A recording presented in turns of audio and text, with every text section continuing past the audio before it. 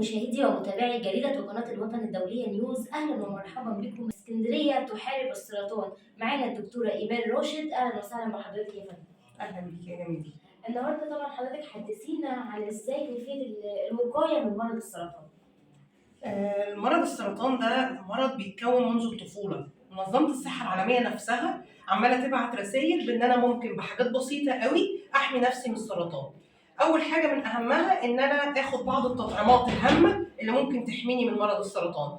عشان اعمل علامه عليه الهيومن بابيلوما فيروس فاكسين الاتش بي في. لازم كل الناس اللي عندها بنات اصغر من 9 سنين تسال دكتور الاطفال اللي هي بتتابع معاه اطعم بنتي امتى. دي من الحاجات المهمه جدا. تاني حاجه الاكل الصحي، نرجع لاكلنا بتاع زمان. الطبق اللي مامي بتبقى غسلاه في البيت فيه خضار وفاكهه وحاجات كلها ناتشرال احسن 100 مره من كيس الشيبسي وكيس البسكوت والكيس اللي هناكله من بره، كله مواد حافظه، سكر مصنع، مواد كلها بتدخل في تكوين المواد السرطانيه وتبتدي تكون لي خلايا في اعمار صغيره تكون لي المرض السرطاني. حضرتك بالنسبة للتاني ان هو طبعا اللايف ستايل، هو اسلوب الحياة هو اللي بيحارب المرض، مش بس مرض السرطان لا بل الامراض الاخرى. طب احنا دلوقتي تقولي ايه للشباب او الاطفال اللي هم بيروحوا المدرسة بيتكسفوا ان هم ياخدوا اللانش بوكس معاهم؟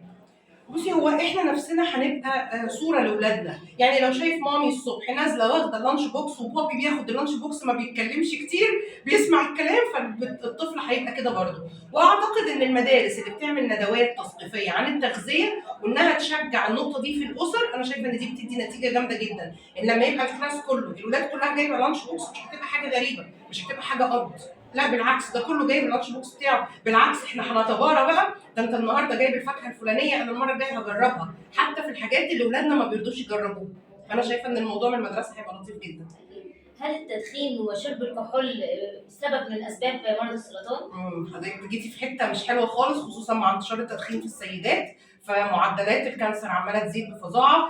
بتجيلي حالات تقول لك اصل دي الكترونيك ايه يا حبيبي؟ ما هي دي فيها مواد كل ما تتكسر وتتحرق كل ما بتسبب لي سرطانات برضو. تيجي لي حاله تقول لي اصل انا بمضغ تبغ. حضرتك ما التبغ ده بيعمل لي سرطانات من اول اللسان ونازل.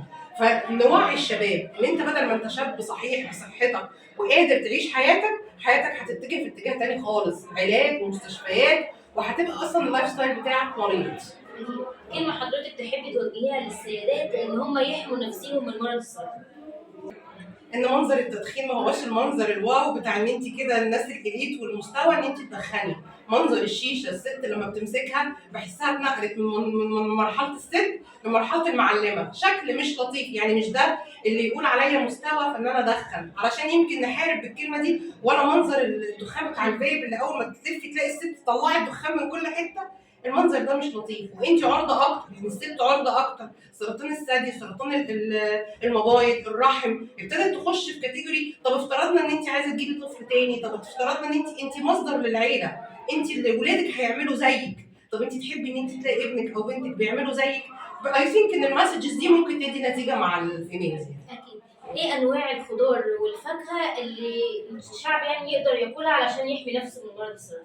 انا لو قلت لحضرتك انواع وحددتها هبقى بدخل في كاتيجوري معينه. لا، انا عايزاها احنا بنقول بالالوان للاطفال. الحاجات الخضراء، شوفي بقى حضرتك عندك خضريه، عندك جرجير، عندك خس، عندك بروكلي، اتس اوكي، عندك افوكادو، اللي انت عندك اخضر كليه. زمان طول عمرنا ما كناش بندور في خيار، اي حاجه خضراء. طيب الفاكهه بقى والخضار الحمر، اللون احمر، اتقسمت من منظمه الصحه العالميه بالكالرز علشان كل لون معين له مضادات اكسده معينه. احمر، عندك ايه احمر؟ نقعد ندور، نقول بنجر، نقول تفاح، اللي حضرتك عايزاه. في الاصفر والاورنج زي الجزر، زي البرتقال، اي حاجه من الخضار والفاكهه تبعدني عن الحاجات المغلفه، انا كده تمام قوي في السليم. اكيد.